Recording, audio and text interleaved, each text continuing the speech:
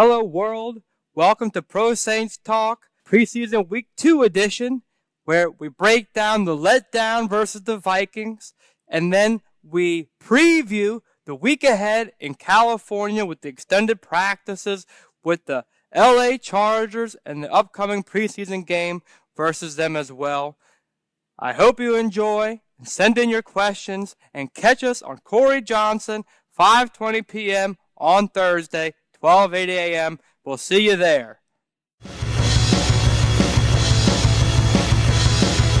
Look at uptown people like yeah. People up and gritting like yeah. Mid-city folks like yeah. People downtown man yeah. Where you at, Hoodats? It's the Pro Saints Talk crew, and we're coming to you breaking down live action football following preseason week 1. We're all stoked for it, but first and foremost, George, tell them how you living, baby. Living lavish, Ron. Great to be back in the Dome amongst all your section mates. You know, you develop such a unique relationship with these people in your section. So to see your Saints brothers back again, there's nothing better. Even though it's preseason, it's what I live for. I love it. Jay, how you doing, my main man? Hey, doing great tonight. Wasn't doing so great after that game on Friday, but here to talk about it and ready to move on from it. Stat Ron, what was the feed like up in D.C.? Did you even have a way to watch the game? So no preseason for the third year in a row up here in D.C. My man DJ Hardhead, our fearless leader up here in D.C. Shout out to Hardhead. Gets the crew out at the bar.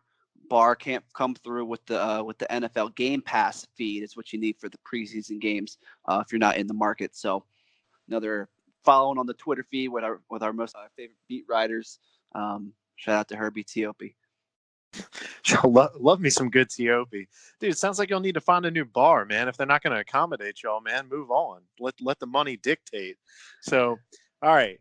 But, hey, you might have some good takes, dude. Twitter, hey, that's a wealth of knowledge come through the Twitter feeds. So, all right. And Stat Ron, you got us, baby. All day, every day. You can replay the podcast, tweet us a question, ask us a question. We're here for you to educate you, my main man. You don't need to rely on anyone else but your main comrades right here. And that goes to all the fans, right? If you missed the game, listen to the podcast to get all the breakdowns. Attaboy. Nice plug. All right, so George, before we get into this, I just want to kind of lay the foundation of the obligatory preseason talk, right? You know, on this podcast, we hype up this first game like it's the Super Bowl, and then as soon as something negative happens, we backtrack. We start to say, oh, you know, just downplay that. It's just practice. There's this strange dichotomy, if I'm slipping into my Ron Waldo Emerson form here, this dichotomy between exhibition and entertainment. And at the same time, there's this duality of you got to practice and you got to be able to prep a team to provide that entertainment come the regular season.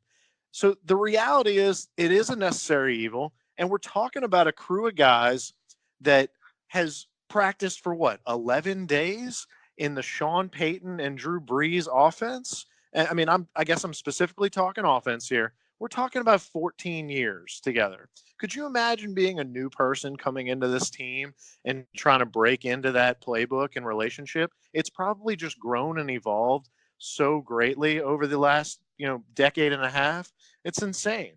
So that being said, let's get into the game. And what were some of your first reactions, George?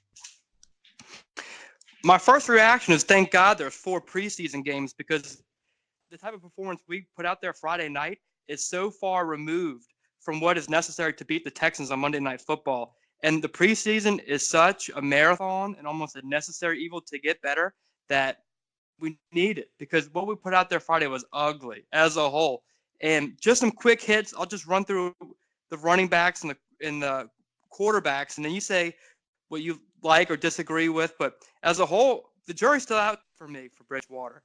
He didn't do anything wrong, nothing bad. It was still neither a hit nor a miss, and I'd really like to see more action with him with the ones the rest of the preseason, because the offensive line with the twos did him no favors. He got sacked a couple times and then got bailed out on defensive holding penalties, but Will Clapp didn't help him. Newhouse, who I was watching intently, really didn't help him.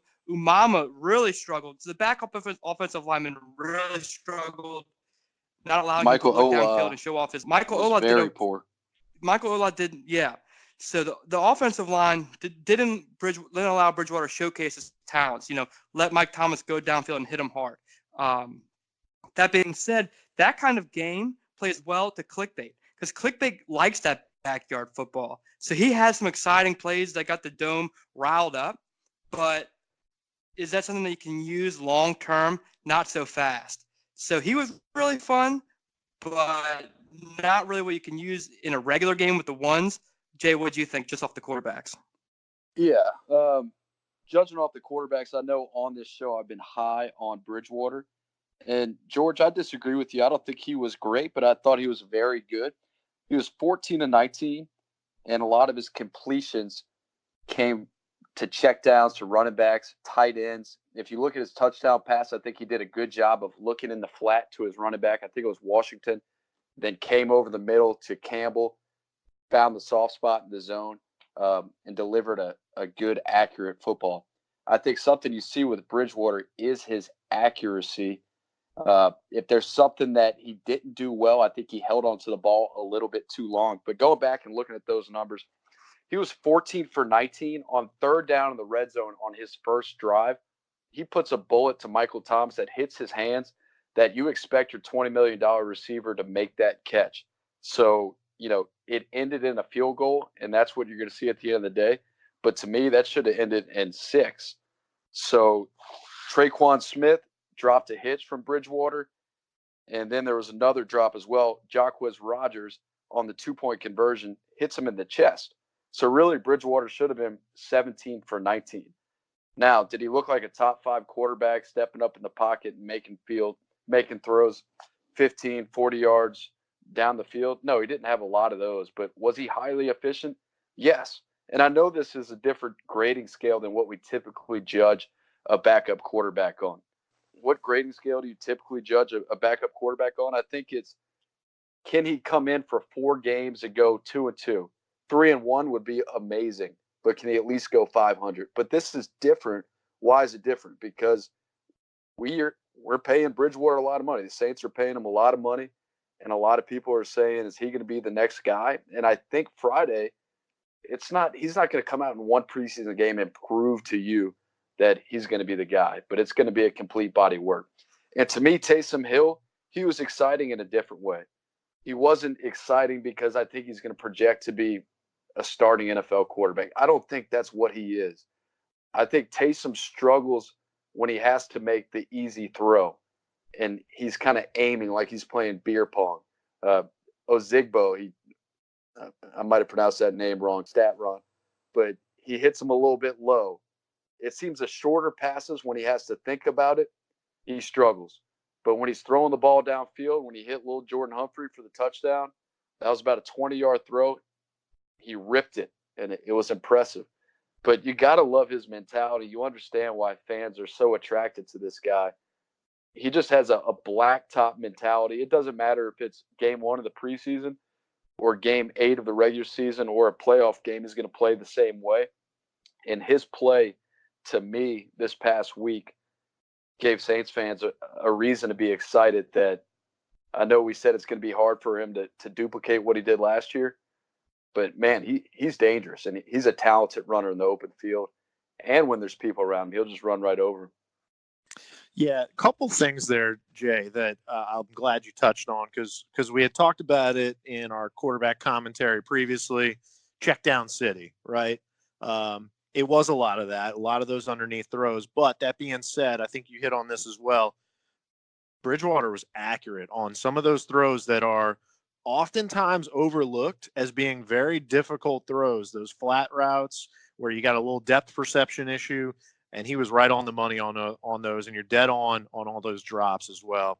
Now, holding the ball too long could have been a coverage sack, but I think we're also trying to compare Teddy Bridgewater to Drew Brees, and the pocket presence that he has is unsurpassed, in my opinion. Drew Brees has made his offensive lines look so much better than they already are. by him just having that one or two shuffles out of the way of pressure, just feeling it. And I thought Bridgewater was going to be a little more athletic looking, but at a few times I thought he got a little stationary in the pocket. But he couldn't afford to be stationary, George, because I don't know, man. Your boy Newhouse was a bit of a turnstile on the left side of the line. Am I right? Yeah, he didn't play very well. Cameron Tom did okay. Jay was correct about Michael Olad, not very well. Will Clapp, you're rooting for the Brother Martin guy. Really don't know if he belongs in the NFL.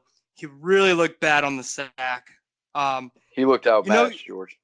Yeah, but that happened in the Steelers game in live action. So how many times that happened before you're like, what do we really have here?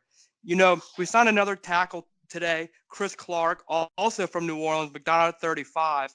He actually started 13 games last year for the Panthers. But another name I want to bring up is Jermon Bushrod, because Jermon Bushrod came in last year and played okay at left tackle. And that is so valuable to have a guy that can play okay. I'm not saying great. I'm not saying good.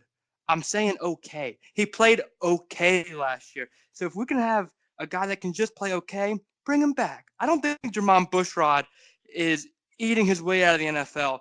Give him a call. We have one roster spot available right now we can utilize on him. If Chris Clark is better, use him. But Drew Brees and the whole team, great familiarity, great locker room guy.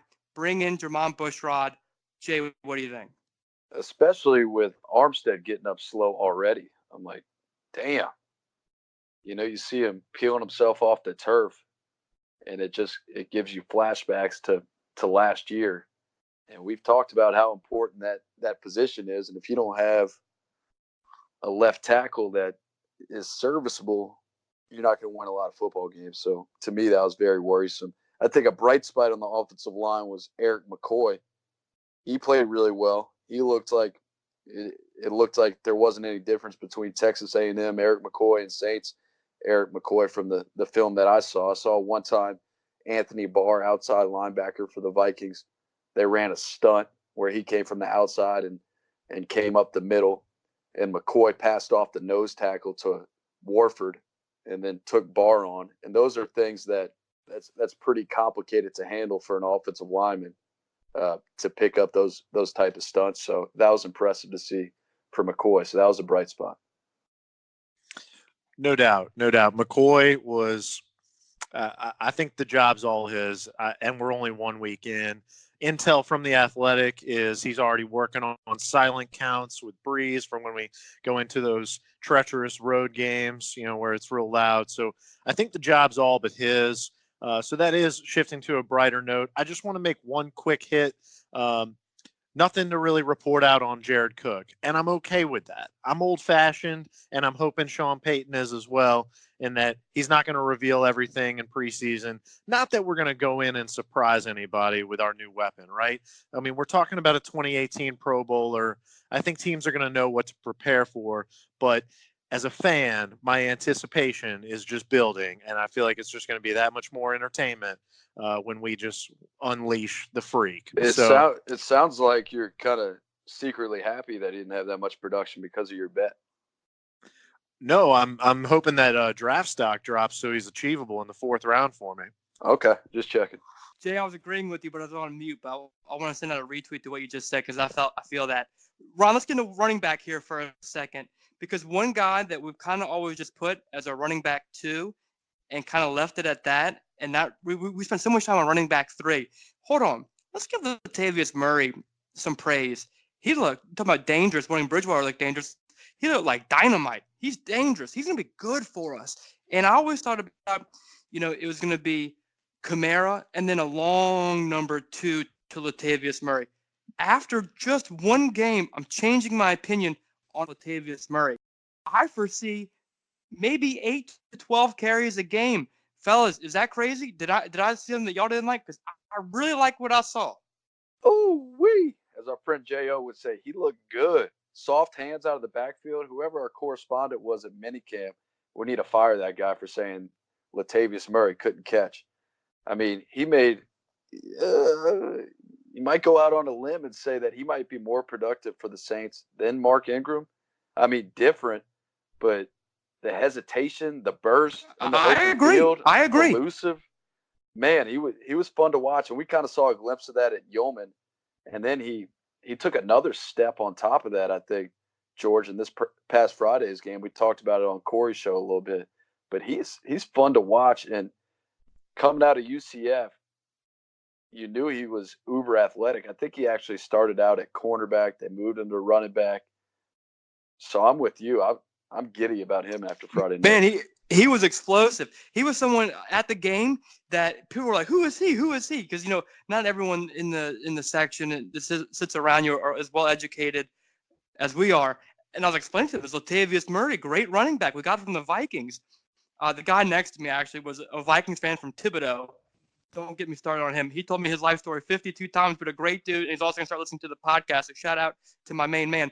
But I have huge, high, astronomical, magisterial, whatever adjective you want to use to describe our newfound appreciation and love for Latavius.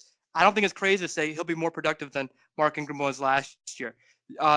Also in the running backs, real quick, Jaquiz Rodgers, he was the only one that kind of hurt his stock. He's supposed to be a pass catcher. You can't be dropping those 2-point conversions, my friend. Washington, he looked good. Ozigbo, same thing. I think they're just going to have to do a little more of what they started on to really solidify their roster spot. I just don't see Washington ever getting cut because he's so good on special teams. Ozigbo kind of right there on the bubble. Before we move to wide receivers, y'all agree on that? I saw some flashes from Ozigbo.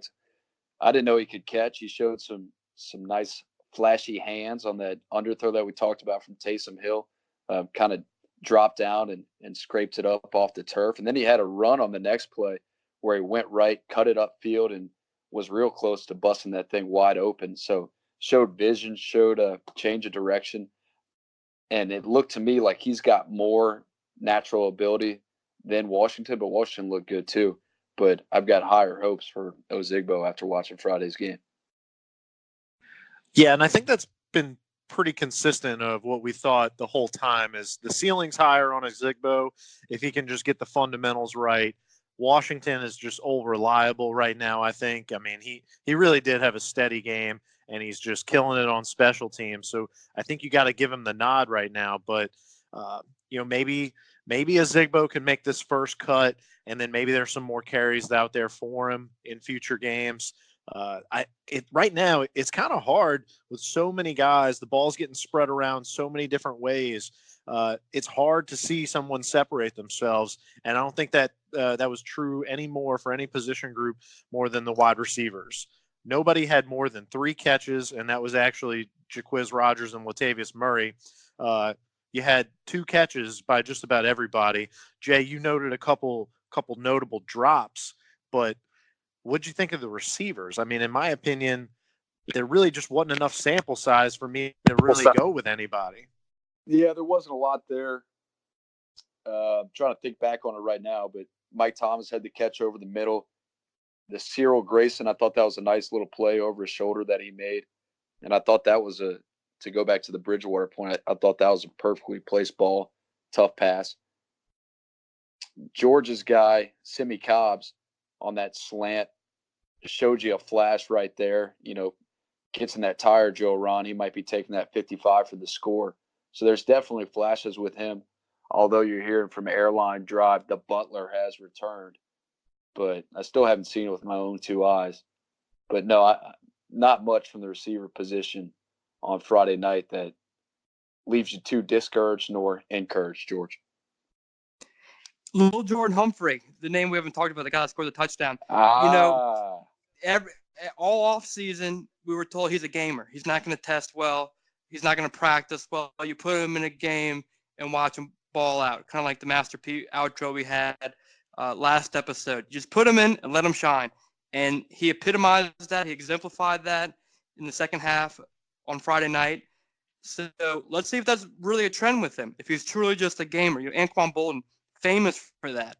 Horrible measurements, horrible everything. Lo and behold, the guy can freaking play. Little Jordan Humphrey, let's see if he's something like that.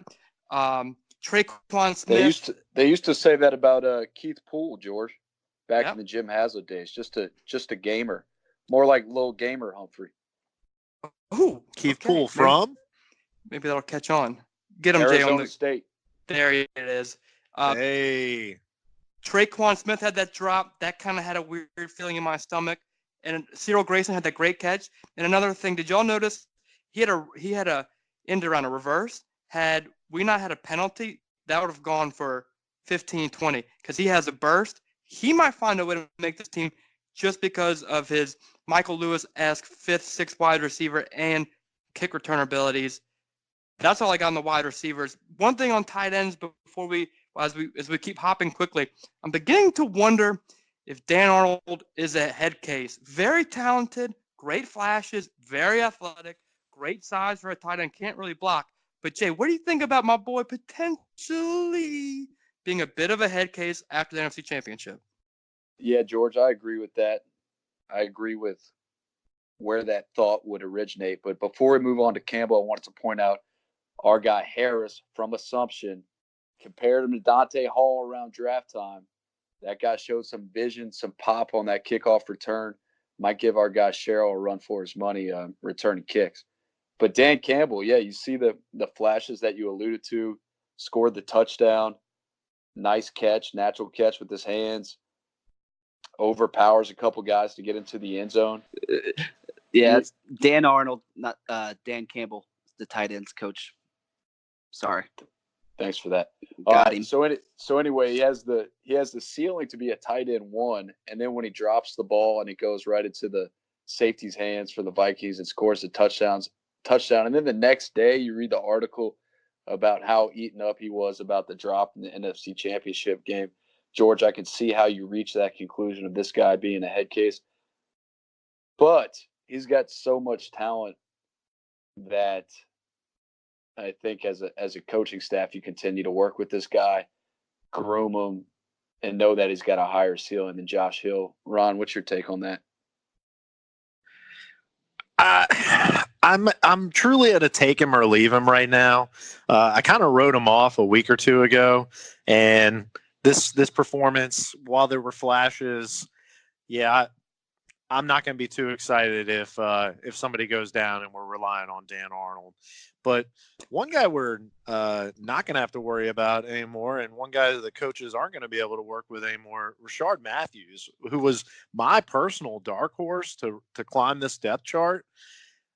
The attitude prevails, I guess, man, in an overly emotional Instagram post, pretty much just goes double birds and gets out of the league entirely.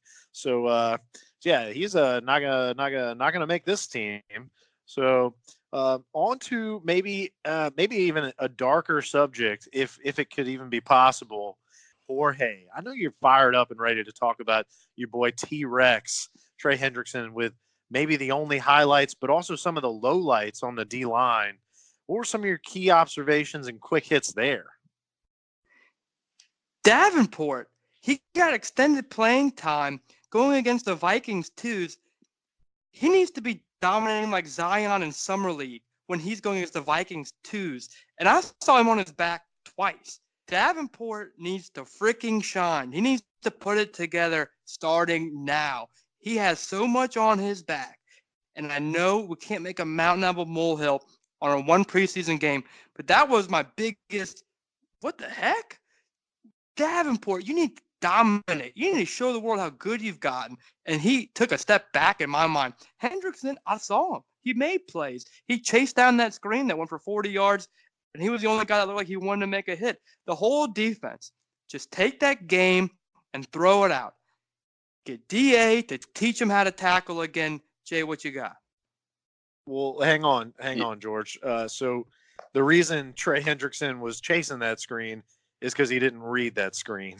So I thought there were a lot of examples of, and hey, remember how the Vikings like to play offense. I mean, they like to do quick dropbacks, get rid of the ball quick. Cousins was very good about that last year, and they make it hard on a defensive line with those draw plays, screen plays. They're constantly slowing down that pass rush. So take all that into consideration, but amen to everything you said about Davin Bust. We already got fans thinking he's already peaked. We're getting comments on the Instagram, but you know, He's already peaked. you already missed it, dude. You missed blinking. You missed it. That Chargers preseason game last year. So Wait a minute. so okay, just one point on the D line. They got one hit on the quarterback all night, and it came on a touchdown pass where our boy P. Rob gets beat on a double move. We'll get into the secondary later, but overall, just they weren't getting blown off the line, but they were getting zero pressure, and that's got to be a concern. That it just looked like we weren't going to get to the backfield without a blitz. And I think something that you can translate to the regular season is these one-on-ones in the trenches, and including when you do get to the backfield on a blitz and you let a guy like Cousins leak out the pocket, or you get back there on a handoff and you still whiff. I'm looking at you, DeMario Davis. I'm looking at you, Junkyard Dog, even though I love you. Von Bell. So, yeah, there were a couple missed opportunities, a couple whiffs there. But overall, it looked ugly. I mean, big play after big play. I felt like I was in the dark days again, man. I felt like they had taken me back to, 2014 through 2016. George, save me, help me, give me some hope here. Not having Sheldon Rankins is going to rear its ugly head early and often until he comes back. Because Malcolm Brown, it was like we didn't even have defensive tackles there. You or I could have just stood around and had the same impact on the game. That's a gross exaggeration. But then when I saw the first quarter and how the DTs weren't doing anything, it made me realize, oh, man, Rankins gone is going to really hurt, and we're not talking about that quite enough. I thought we were okay against the run. We might be singing a different tune here if we tackled Kirk Cousins on the first drive. It was 3rd and 9 to make everybody feel a little bit better. We got into the backfield. And, Ron, you talked about it a little bit. I think we're just undisciplined. DeMario Davis is back there. He doesn't come to a stop. He doesn't get his feet. Cousins runs right by him for 12 yards to get the first down. George, to your point, Davenport didn't give us too much to look excited about. There's one play in particular that I watched. I think it was on the comeback to Thielen on the left side where Davenport was rushing, and he thought he was taking the guard one-on-one, and the left tackle chipped him, but it wasn't a chip. He just crushed him. So that bold prediction I made last week of 10 sacks in 14 games didn't make me feel too good about that. But one thing I did see if I could change it now, I would too. I feel that, Jansen. I feel that. I'm sorry for interrupting. I still have hope in him, but now it's more of a hope than an actual, I think he's going to be great. Now there's legitimate concerns. He needs to get better technically. I see the effort there, and I see that he's trying.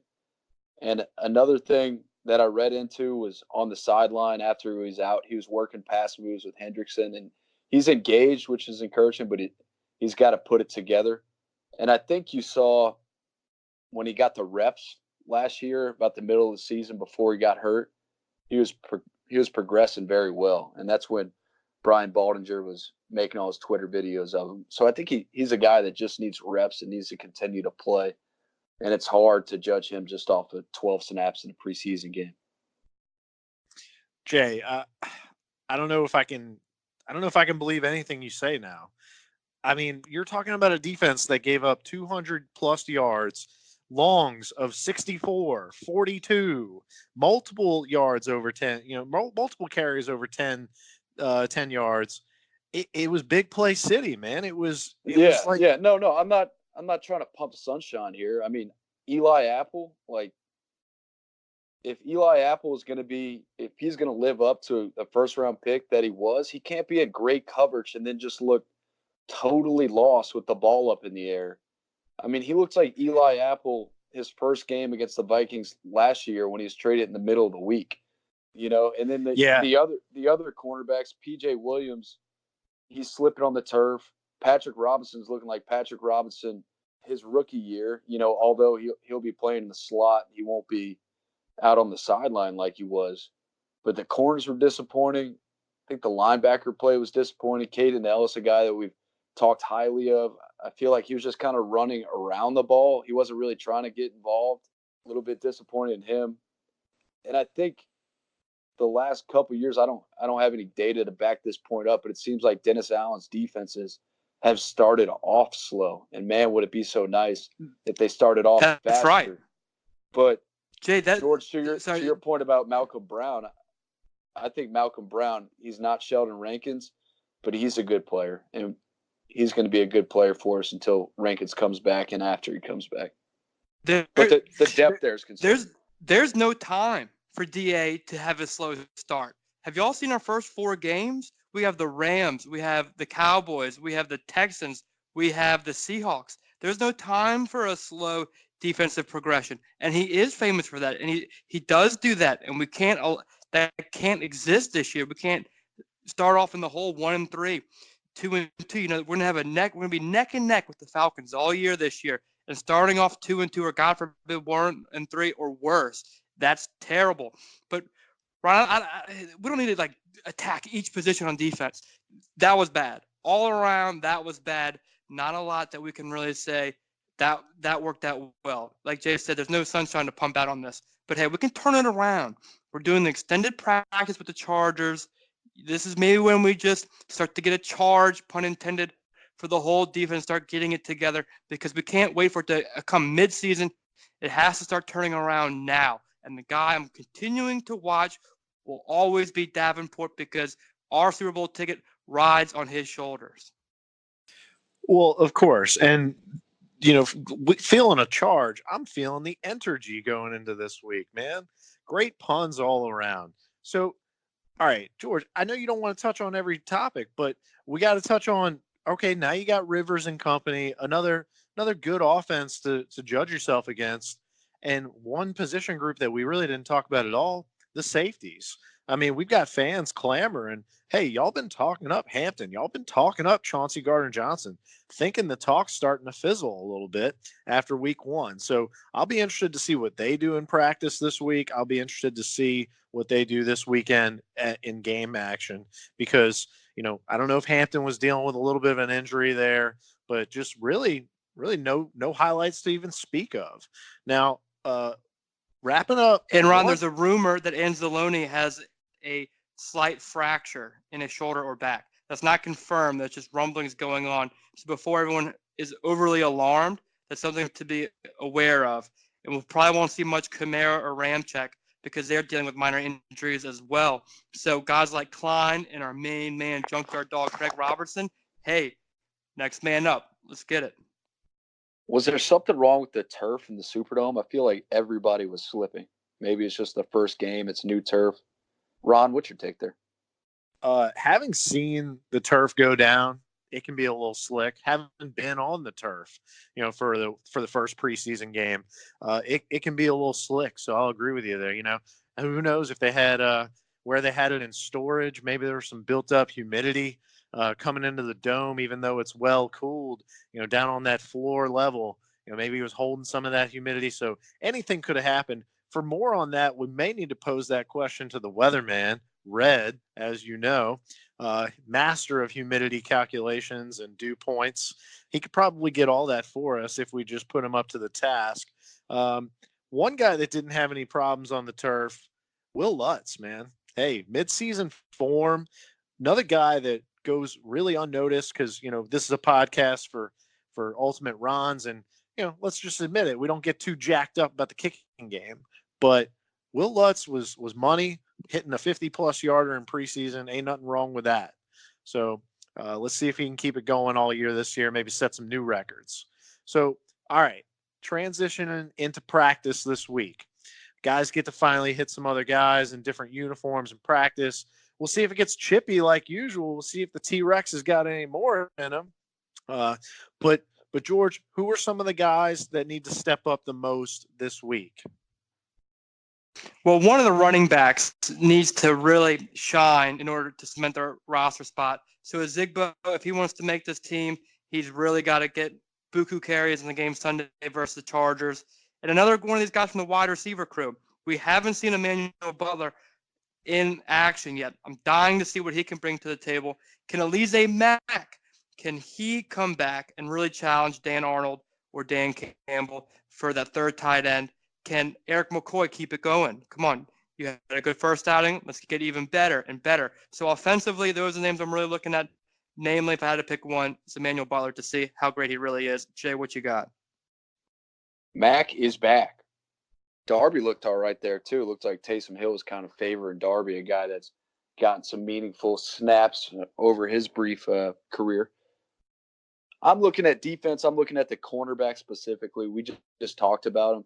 In order to get defensive end depth, can one of these guys please step up so we can trade you for a good third or fourth defensive end or defensive tackle? Maybe those guys all made a pact and said, I'm not really going to do it today because I want to stay in New Orleans. We got a good thing going on here. But I want to see it from Ken Crawley, P.J. Williams, even Eli Apple, number 2. I don't want to see that lost look in his eye. I want to see him be a lockdown number 2 corner. And then, Ron, you alluded to it. We talked about Saquon Hampton a lot on this podcast. Let's see what he does in the game. I don't want to see that Rutgers Saquon Hampton defensive guy that allowed 50 points, not solely Saquon Hampton, but that defense. I want to see him step up. And then the safeties in general. We mentioned Von Bell kind of whiffing.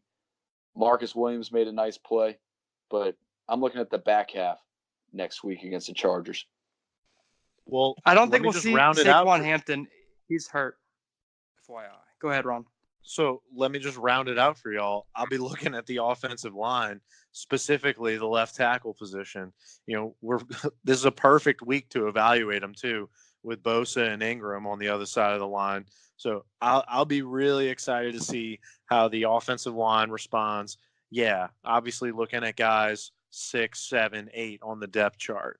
So it's put up or shut up time, or as the Saints have shown, they'll get somebody else in the building.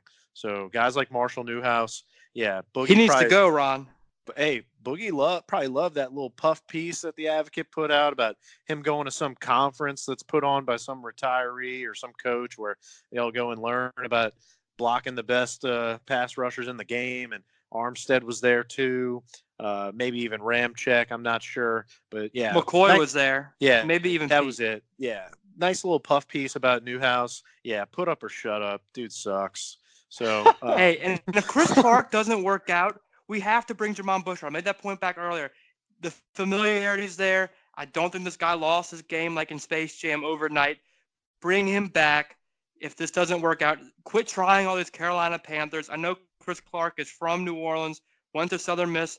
You know, he's local. Give him a shot, kick his tires, see what he's got. But let Jermon Bushrod back in the building. And with our recent transactions, we have one spot left. Who you got, Jay? I said Willie Rofe has familiarity too, but at some point they can't do it anymore. Jay, look, dude. No, wait, George. I'm actually going to take you back on this one. Earlier in the week, y'all, I was devil's advocate. I was like, George, no way. You don't know what this dude's been doing all summer long. He's probably been eating freaking donuts, sitting on the couch. Who knows what condition he's in? But I'm telling you, Jay, after I rewatched the film from this past week, Newhouse's first 3 steps cannot be any faster than Bushrod's right now. I mean, the dude just looked slow. Not that bad on a bull rush. I'll give him that. Dude can hold his ground, but no lateral movement, man. The guy is just going to get outrun. And that's what I'm saying. He's a turnstile. So Bushrod could at least get you the first step, I think. So that's what I'm going to be looking at. Stat Ron, what you got this week? I'm looking for you guys talked about practice being a little bit chippy, and I want to see T-Rex out there get a little bit more chippy. Like you guys may have seen today, the scuffle count for Henderson is now at 2. He had a scuffle with Nick Easton at practice today. So the trend continues this week. That's what I'm looking for, to see some intensity from our boy T-Rex. Shout out Herbie I love it. Breaking. All right. So we've broken down this upcoming week. So I think it's time to get into the fan questions, y'all. And boy, do we have some good ones this week. So first and foremost, I think we already touched on this a little bit, but Jay, I just want to toss you this layup right here. What'd you think of Teddy in that 2-minute drill? I think Teddy looked good. I think he had command of the offense, quick decisions. I think he looks a lot more comfortable this year than he did last year. Or Ron, you talked about it earlier, how this guy is coming in and he might as well be stepping in, for a literal analogy, Shaq's shoes instead of Drew Brees' shoes, because he's got a lot of shoe to fill. But to me, he looked like a good NFL quarterback in what he showed Friday night, and particularly in that 2-minute drill. Top 10, no. Top 15, probably not, but somewhere 15 to 20. And let's just hope he builds on that. All right, so now we're going to take it out to Hammond for this next question. Here it is, y'all. What's going on, guys? It's Steven out of Hammond. My question for y'all is, what's up with Shaughnessy Gardner-Johnson? I heard all this stuff about him being a great steal in the draft, and I feel like he's kind of fallen off in total media coverage since then. Thanks. Okay, so we kind of touched on this earlier. A guy that, yeah, we've hyped up big time, CGJ or whatever the heck we're going to call him. Hadn't even earned his first nickname yet. He's been so out of touch past couple practices and even through week 1 of preseason. So yeah, I think we've definitely touched on this is a guy to be looking at going into week 2. How much playing time is he going to get and what's he going to do with it? So yeah, we're all on the edge of our seat for CGJ and to see what he can do. So George, you're going to love this next one. You're going to absolutely love it. So let's play this question from our loyal listener, Sarah. Hey, what song did the Saints play after the touchdown versus the Vikings? And what should we expect the song to be this season? Great energy, Sarah. You always bring it. I love you for it. You know, there's no bigger example of turning the chapter from 2009 Super Bowl run than the Yin Yang Twins halftime show. And the fact that we're still playing it is unacceptable. We need to move on. The Dome is so much fun, you know, even in preseason, just being there. Because Ron says, oh, it's not fun being in the preseason. You know, you have all these flags. It's still so fun just to be in the Dome, hearing the music. It's just building up the energy. Everyone's having a good time. We got to hang out with Tillier and Jesse. It was just a great experience. The one negative thing off the field is the song. If we're going to go to Choppa, commit to Choppa. You want to do another New Orleans song? Do it. Yin Yang Twins had a great run. A+. It was fantastic. I think all of us in the Dome have had just, what's the word I'm looking for? Sublime memories of dancing to that song, but it's over. It's so rusty, it's stale. Move on, and let's go fully with Choppa, fully with the new song. I'm cool with whatever. It's time for something new because they're still playing the Yin Yang Twins, and to me, that's unforgivable. We have a friend, Campbell. He's one of us, and we're going to be on him all year, just like we were last year. You think we're some nobody podcast? Yes, that may be true, but we had some impacts on some songs last year. Ron exactly had Lil Wayne Fireman played. There's more to it than that, but long story short, this is a topic that gets me very worked up because New Orleans has such great, rich music. And the fact that our touchdown song hails from Atlanta, unacceptable. Time to move on. You know, I have to go to bed after this, and I'm all worked up. Ron, do you have any 2 cents on the matter? Well, yeah, you hit it perfectly. It's a hypocrisy.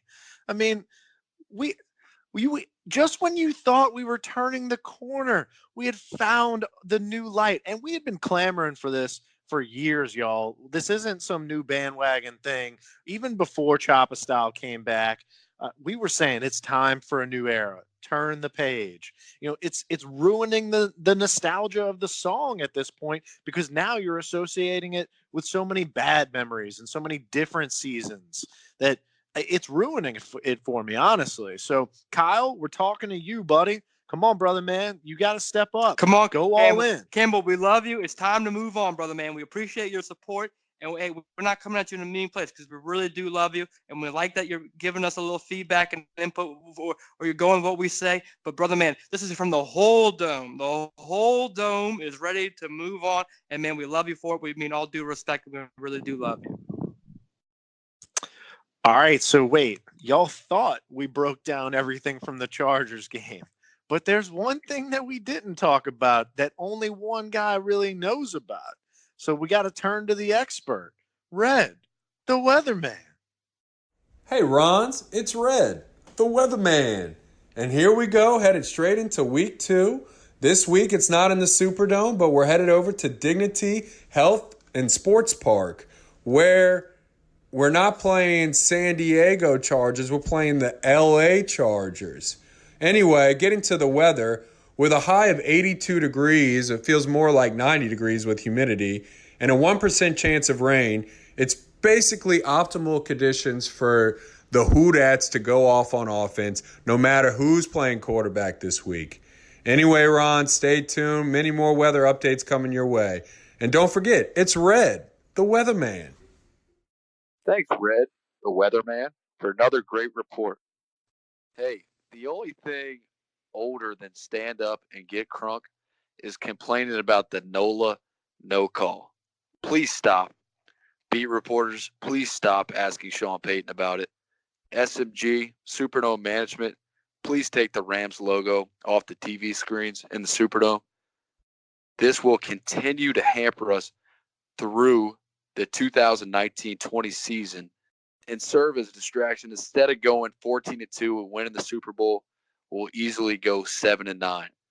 So everybody out there, drop it. Let's not talk about it. All in on 2019. Drop it like it's hot. Rip the Band-Aid off. I love it, Jay. Great point. All right, so it comes to my favorite point in the show, especially after last week when George was proven to be fallible. Statron, hit us with what you got, babe. All right, baby. So I got all of y'all today, and this just goes to show y'all just some little chatter out there in the Twitter, Instagram world that there's some concern about my loyalty to Jorge or one over the other. I wanted to wash the concerns because I'm unbiased. I'm just want the best content coming out of Pro Saints Talk, and that's my only motive here. So I think both Jorge and Jay have been confusing Dan Arnold with Dan Campbell. I know I corrected Jay earlier, and Jorge, you actually had said it too. Dan I Campbell, did it as a joke. Mine was Dan that's Arnold what or I Dan was- Campbell. Oh, yeah, dude. Yeah. No, Real I swear funny to joke. God. Yeah, it's Oh, a funny, my goodness. funny joke. The Yin Yang Twin song is actually just halftime is the name of the official name of the song, not halftime show. I think is what you referred to it. Oh, Yeah, I'm not And counting actually- either of these. Neither of these count. damn. All right. Well, you're not the judge of who's able to say what counts and what doesn't. Exactly, I'll dude. Count it. Yeah, I'll put it on the listeners.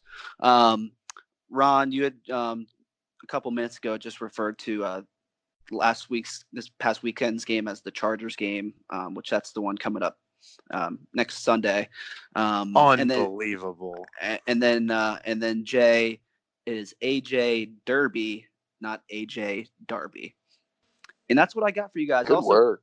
I also crunched a couple numbers about Dennis Allen's defenses across his last 4 seasons here with the Saints. In the first 4 games, in 2015, the Saints had allowed 381 total yards averaged across the first 4 games. 16 was 422, 17 was 374, and 18 last year was 390 total yards through the first 4 games.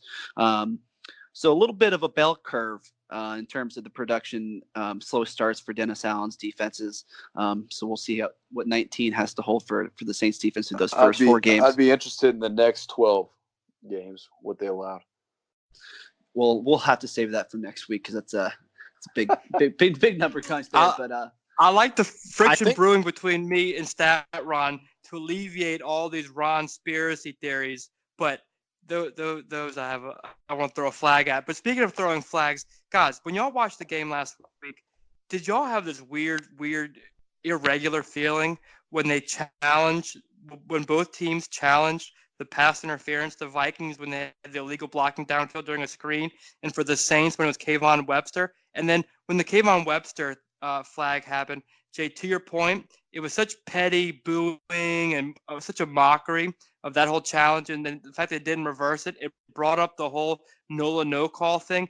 Jay, that was a great monologue you went on, and it was so true, and it reared its ugly head during that whole Kayvon Webster episode.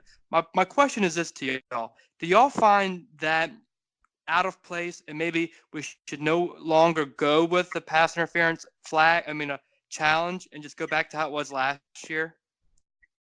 I think change always feels weird in sports. Everybody always says embrace change, but sports are one of these things that we followed for history, and there's tradition in it. And so sometimes we're resistive to change. And so I think that's definitely part of it. But yes, George, it just did have a very unnatural feel to it. It also just seems like it's going to be a very difficult overturn to do. I mean, you look at some of these calls, and you're taking one of these live action plays that's already up for a little bit of subjectivity, and now you're trying to slow it down. I just have a hard time envisioning a lot of these calls getting overturned unless they're just blatant misses. What are they looking at? Are they looking at head position?